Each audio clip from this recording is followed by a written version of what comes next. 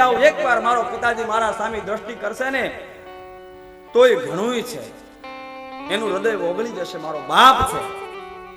અને એ સમયે મા પાસેથી વિદાય લઈ સતી ભવાની જ્યાં યજ્ઞશાળામાં દક્ષ પ્રજાપતિ આજે દેવોની સાથે બ્રાહ્મણોની સાથે સ્વાહા સ્વાહા સ્વાહા કરી રહ્યો છે, એ સતી ભવાની ક્યાં આવ્યા છે? સતી ભવાની પિતાની આગળ આજે નીકળે છે. દક્ષ પ્રજાપતિ સતીના સામું જોતો પણ નથી. સતી સહન કરી ગયા, પણ યજ્ઞશાળામાં જઈને જોયું સતી જાય દેખે હું તબ જાગા કતહુ ન દીખ શંભુ કર સતીએ યજ્ઞશાળામાં જઈને જોયું, દર્શન કરતા કરતા ઈશાન કોણમાં જ્યાં દ્રષ્ટિ પડી, ઈશાન કોણમાં આજે ભગવાન ભોળિયાનાથનું સ્થાપન જોયું નહીં. અને સતી ભવાનીના ઉરમાં આજે ક્રોધ વ્યાપી ગયો કે મારા પતિને આમંત્રણ ભલે ન આપ્યું, પણ કોઈ પણ યજ્ઞ કરો એ યજ્ઞમાં ભગવાન ભોળિયાનાથનું ઈશાન કોણમાં સ્થાપન હોવું જોઈએ, એક સ્થાપન મારા પતિને ના આપ્યું. અને સતીને આજે પોતાનું અપમાન સહન કરી ગયા, પોતાના પતિનું અપમાન સહન થયું નહીં. અને સતી ભવાનીનું હૃદય આજે ધ્રુજવા લાગ્યું. સતી ભવાનીના ઉરમાં ક્રોધ વ્યાપી ગયો. દક્ષ પ્રજાપતિ સામે દ્રષ્ટિ કરીને કહેવા લાગ્યા, હે દક્ષ, મારા પતિનું તે અપમાન કર્યું છે, મારા પતિનું અપમાન કર્યું છે, મારું અપમાન તો હું સહન કરી ગઈ, મારા પતિનું અપમાન મારાથી સહન નહીં થાય.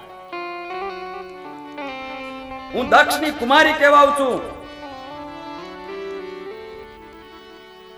હે દક્ષ પ્રજાપતિ, તમે ભૂલ કરી છે, તમે નહીં સાથે દેવતાઓએ ભૂલ કરી છે.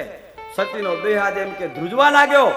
સતી આજે કહેવા લાગ્યા, હે સભાસદો, જેણે જેણે ભગવાન ભોળાનાથનું અપમાન સહન થતું અહીંયા જોયું છે એ બધાને ભલી ભાંતિ આજે બધાને એનું ફળ મળશે. સતી ધ્રુજવા લાગ્યા. એ સમયે સતીએ પોતાના શરીરમાંથી આજે યોગ યજ્ઞને પ્રગટ કર્યો. આદિ અવલંબા દેવ દિગંબા જય જગદંબા હરયંબા. આદિ અવલંબા દેવ દિગંબા જય જગદંબા હરયંબા. પ્રતિકિરણ પ્રલંબા દલાજ કુંભા જાતદ કુંભા દલકંબા. બહુદી પતબંબા તો સતયંબા રમે કદંબા નવરાત્રી. એ તાલીઓની સાથે થોડી વારમાં શિવ તાંડવનો આપણે અહીંયા દર્શન કરવાનું છે, થોડી જ વારમાં. અને નવરાત્રિનો સમય છે. આદિ અવલંબા દેવ દિગંબા જય જગદંબા હરયંબા. પ્રતિકિરણ પ્રલંબા દલાજ કુંભા જાતદ કુંભા દલકંબા. બહુદી પતબંબા તો સતયંબા રમે કદંબા નવરાત્રી.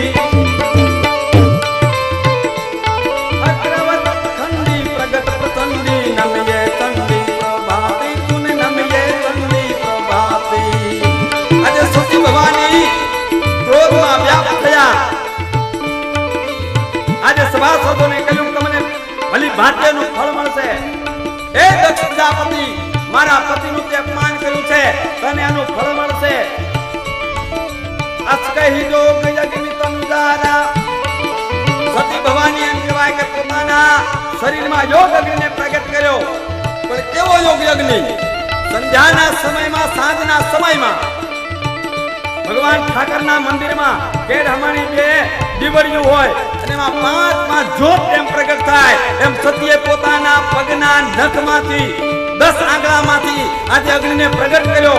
સતીનો દેહ આજે ભાડ ભાડ ભાડ ભાડ બળવા લાગ્યો. યજ્ઞમાં હાહાકાર થવા લાગ્યો. નંદી શૃંગી ભૃંગીને ખબર પડી કે સતી પોતાના દેહનો ત્યાગ કરી રહ્યા છે, યજ્ઞનો વિધ્વંસ કરવા લાગ્યા. આજે હવનમાં જે કાષ્ટ થાય, કાષ્ટ લઈ અને ઋષિઓ દેવતાઓ નંદી શૃંગી ભૃંગીની સાથે લડવા લાગ્યા. સતીએ પોતાના દેહનો ત્યાગ કર્યો. સતીએ પોતાના દેહનો ત્યાગ કર્યો. સર્વત્ર હાહાકાર વર્તાણો છે. નંદી શૃંગી ભૃંગી જે લડવા માટે આવ્યા હતા દક્ષ પ્રજાપતિની સામે, આજે એમને પણ મારી અને દક્ષ પ્રજાપતિએ ભગાડ્યા. સતીના દેહનો ત્યાગ થયો. આ બાજુ ભગવાન ભોળોનાથ કૈલાસના પર્વત ઉપર આજે ભગવાનના નામ જપ કરી રહ્યા હતા. બન્યું એવું કે એ સમયે દેવર્ષિ નારદ પધાર્યા. દેવર્ષિ નારદે આવી ભગવાન ભોળાનાથને આજે બધી વાત કહી કે હે ભગવાન ભોળાનાથ, તમારા અર્ધાંગીની સતી જે યજ્ઞમાં ગયા છે એ યજ્ઞમાં સતીએ પોતાના દેહનો ત્યાગ કર્યો. ભગવાન ભોળાનાથ કઈ બોલ્યા નહીં. હે પરમાત્મા, હે ભોળાનાથ, તમને કહું છું કે તમારી અર્ધાંગીનીએ પિતાના યજ્ઞમાં જઈ અને દેહનો ત્યાગ કર્યો. ભગવાન શાંત રહ્યા. ત્રીજી વાર આજે ભગવાન ભોળાનાથને દેવર્ષિ નારદ કહે છે કે હે ભોળાનાથ, તમને કહું છું કે સતી પોતાનું અપમાન તો સહન કરી ગયા, પણ તમારું અપમાન સતીથી સહન થયું નહીં અને ભગવાન એમણે પોતાના દેહનો ત્યાગ કર્યો. હે ભગવાન, હું તમને કહું છું પરમાત્મા, ડંખ ન મારો તો કાંઈ નહીં, પણ દુષ્ટને ફૂફાડો તો મારવો જ જોઈએ. અને જ્યાં આ શબ્દો દેવર્ષિ નારદે કહ્યા ત્યાં તો ફર કંત ભૂત ફર કંત અંગ રોમ રોમ ઉલટે મંગ. આજે ભગવાન ભોળાનાથ કૈલાસના પર્વત ઉપરથી ઊભા થયા. પણ કવિ વર્ણન કરતા કહે છે ભગવાન ભોળાનાથ કેવી રીતે ઊભા થયા છે.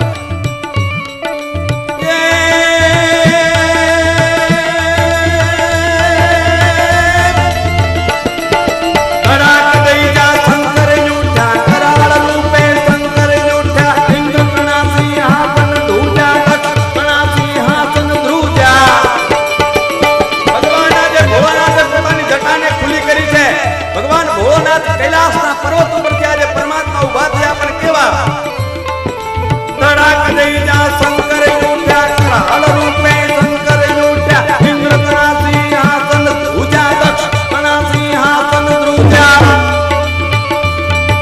પ્રલયનો ફૂંકાયો વાયુ, જનતા વાતે વાદળ છાયો. પ્રલયનો વાયુ ફૂંકાવા લાગ્યો. પ્રલયનો ફૂંકાયો વાયુ,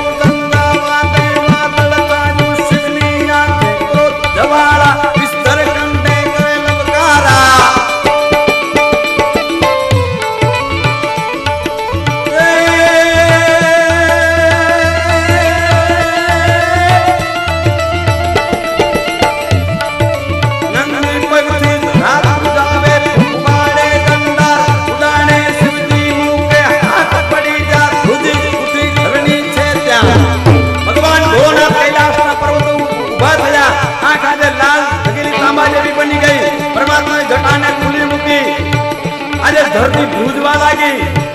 નદી આજે ધરાને ધુજાવા લાગ્યા. ભગવાનના કંઠમાં રહેલા જે વિષના જે નાગ હતા, નાગ આજે લલકારા કરવા લાગ્યા. ભગવાન ભોળાનાથે એ સમયે પોતાની જટાને એમ કહેવાય કે પર્વત ઉપર પછાડી અને વીરભદ્ર નામના ગણને આજે પ્રગટ કર્યો છે. વીરભદ્રને પ્રગટ કર્યો. શિવજી મુકે હાથ પડી ગયા, ધ્રુજી ધરણી છે ત્યાં. વીરભદ્ર પ્રગટ થયો. ભગવાને હાથ કરી છે, હે વીરભદ્ર, હે રુદ્રો, જાઓ. તાર સમા પાથો તાર રુદ્રો ગજરાજ કાયા જયની વનરાજા સી માયા જયની. આંખ ફટી જે ગગન ચલાવે, પગ મારી પાતાળ હલાવે.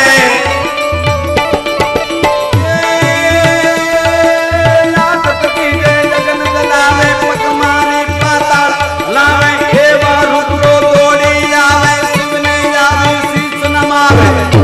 ભગવાન ભોળાનાથને રુદ્રો આવી અને આજે શીશ નમાવા લાગ્યા છે, મસ્તક ઝુકાવવા લાગ્યા છે.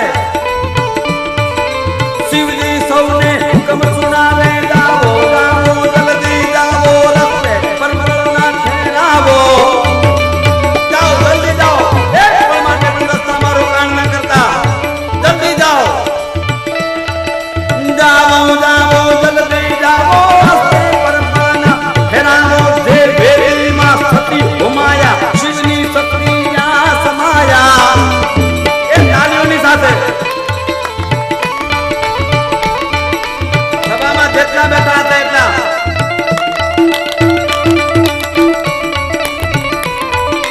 જાવો જાવો જલ્દી જાવો, રસ્તે પરમળના ઠેરાવો. જે ભેરીમાં સતી હોમાયા, શિવની શક્તિ યા સમાયા. ધ્વંસ કરો યજ્ઞોની સારા,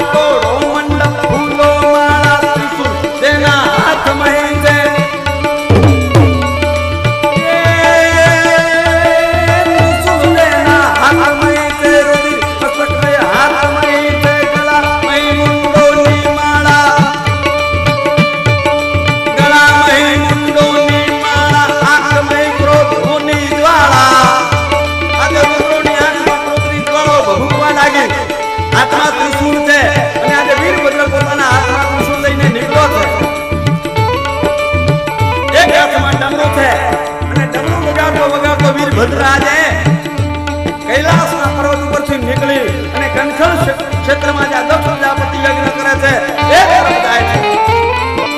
ડમ ડમ ડમ ડમ ડમરો વાગ્યો ભૂતોનું ભૂતાવળ ભાગ્યો.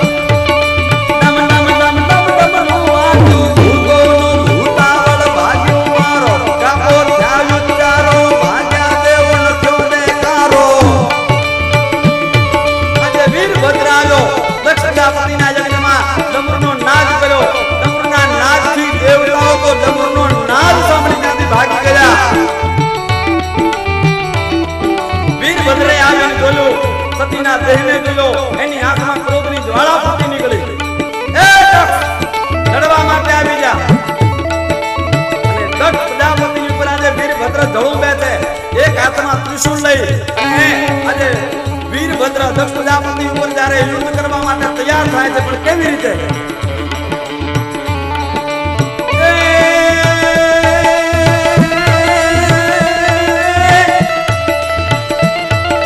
ડુંગર ઉપર મેઘ ઝળુંબે, વૃક્ષો ઉપર વીજ ઝળુંબે, બકરી ઉપર વાઘ ઝળુંબે, તેતર ઉપર બાજ ઝળુંબે. ડુંગર ઉપર મેઘ ઝળુંબે, વૃક્ષો ઉપર વીજ ઝળુંબે, બકરી ઉપર વાઘ ઝળુંબે, તેતર ઉપર બાજ ઝળુંબે. જેમ તેતર ઉપર બાજ ઝપટ મારે એમ આજે ઝપટ મારી ભાઈ આવી જા.